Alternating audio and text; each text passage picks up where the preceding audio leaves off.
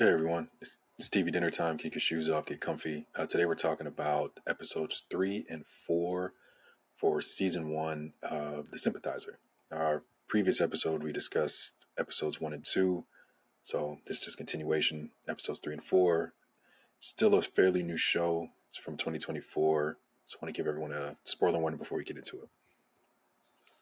Yeah, this one again. The story in this is like really good, and I think like Patty initially when she saw like all the characters that Robert what's his name? RDJ, Robert Downey Jr. That he's playing, and Patty was like, "Oh, this is exactly what he likes to do and stuff. Yeah. Like he likes to play all these wacky characters. And It's stuff. fun too. I still stand behind. I still feel like I'm like this guy when there's that scene where At the dinner at the steakhouse. well, the steakhouse that kind of confirmed or did not confirm my theory that Robert Downey Jr. is playing the same person. Mm-hmm. When he's walking the dog, I was like, he's totally playing the same person because like everyone was confused, and I was like, no, that got me too. I was like, wait, is this? Which one is this? Like that threw me off. I was like, wait a minute. But the steakhouse confirms that it's like totally different characters. Yeah. And again, it shows you that like people are able to do a better like filming of one dude playing the same character, multiple characters in the scene, better than the Flash. It's like, come on, man. Oh man, I did not even think about that. There's a TV show that's doing it better. But it's crazy how they were able to do it though.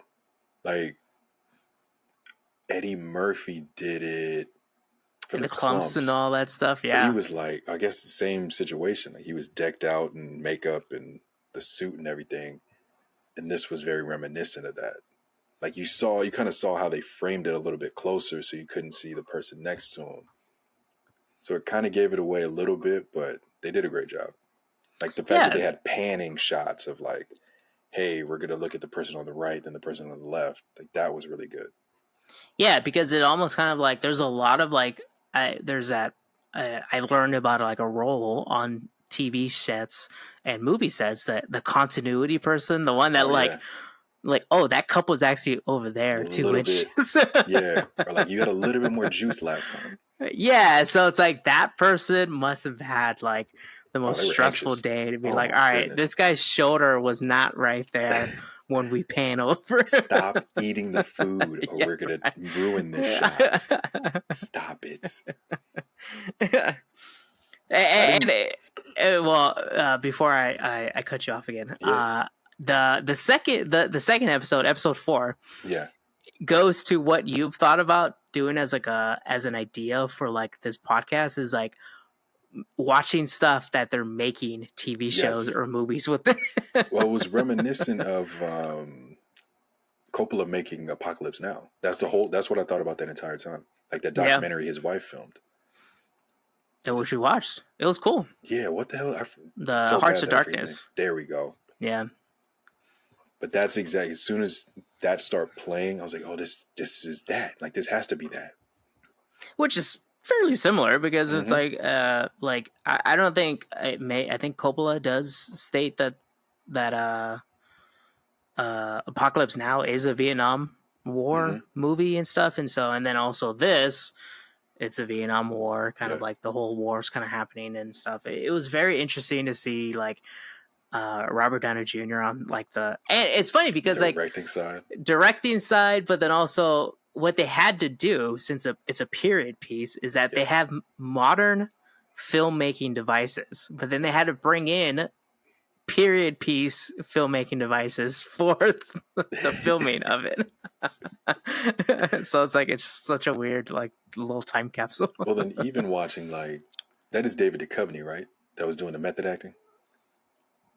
The guy from X-Files. Yeah, that dude. Yeah. His method acting was hilarious. Like, let me go cut a deer's head off and throw it in the bed. And basically scare everyone that he's going to murder everyone. Yeah. Like, oh my goodness. Like, I wonder how it is on a set with someone that's method acting.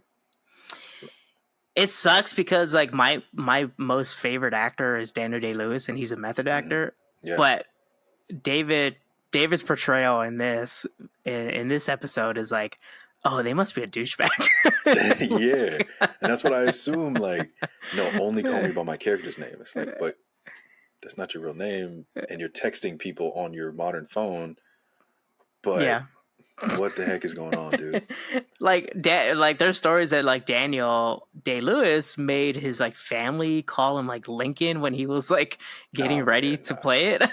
I'd have been like, hey, you're not my dad right now. Like, let me know when this is over. We can be cool go again. Away for a little bit and come back when you're my dad again. How long do you think that botched murder is gonna haunt the main character? I don't know. It sucks. Like, it was a botched one, but I think it's also like he knows that it was not justified, and I think that's what's haunting him the most. That he killed a dude that's like genuine, basically, and was not a spy, and he's the spy and stuff. Yeah. That sucks, and I think it's gonna go on to the very end, the very last episode. That dude's gonna be standing there as a ghost. I can see that. Because they're going to have to figure out a way, or he's going to have to figure out a way to get over it, or get past it, or try to. Yeah, I can see where like it becomes an issue. He's locked away in that prison too, so he's just thinking about it. Yeah, which is interesting to see, is that like this is all just flashbacks that we're like watching. And then he's retelling like the story. Yeah, so like the present day is when he's in like that re-education camp and all that stuff. Yeah. I'm really enjoying this show. Me too.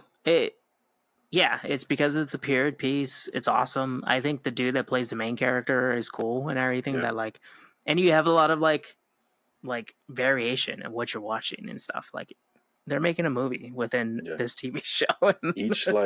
each episode feels different. Like, they all look the same or look very similar, but they have a different feel for each one, which is difficult to still encapsulate a season and have a different feel each episode. Yeah, it also captures you, because I'm not watching this with Patty, because I'm watching it like whenever I can find time. Yeah. And so Patty will kind of like come downstairs and like see me watching it, and she's like, oh, and she just like sit there for a little bit, and we're like, what's going on? And then like walk back up and but what do you think is going to happen? Like, do you have any ideas of like what's like, he's in the re-education camp, but is he going to leave? Like, do you think he's going to like... I'm interested in finding out how he got captured. True. Like, that's where I'm at with it. It's like, okay, it seems like he's getting away with so many things right now in these 4 episodes that we've watched. I wonder what puts him over the edge, and they're like, okay, we got you now. We're taking you back. We're taking you to this re-education.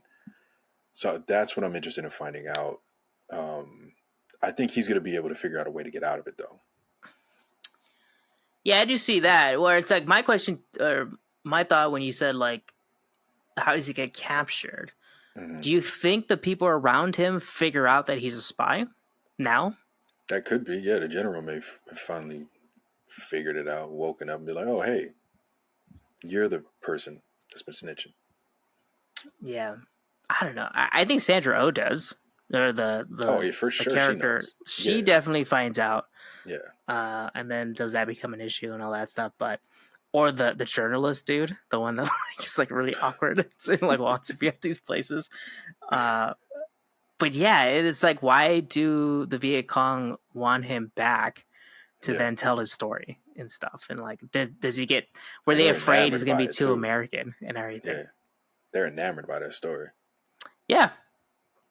Well, he's probably one of the dudes that they're like. Do you think they're jealous of him because it's like, oh, you had the cool like you got to do all like these thing cool to things. Do? Yeah, they're like reliving it. Like, oh man, that doesn't. Really... Yeah, like you slept with an American woman.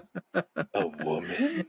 You're on a movie set, like with all the cool stars. Yeah, you met a director. What? Do you think? One of Robert Downey Jr.'s characters figures it out. Maybe the CIA agent. If he doesn't already know, I feel like that guy knows. I think he knows. Yeah. I think he's just playing along with it. He has to. Yeah. I don't know. Like, we have 3 episodes left. 3 more episodes. Yeah, we have 3 more. Yeah, we have 3 more episodes. 1 more episode of TV Dinner, but we're going to be watching 3 more episodes for this. And I think the last episode we're definitely going to see that he like leaves the camp, or like he somehow escapes and probably gets back to America. I'm assuming.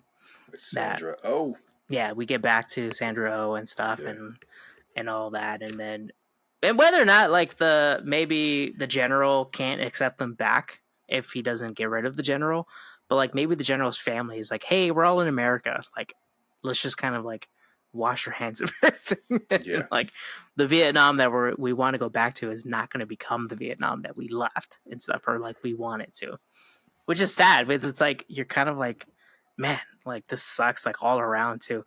And definitely when they're making the movie, like it's got to be a weird situation to be like, oh, I created this village to emulate this war that you just came out of, like literally like like it ended a couple days ago and we're on the set. Let's get it rolling. Let's start pretending that you're back at the war. It's like, no, we're still in it right now. Read my script and act as if you're there again.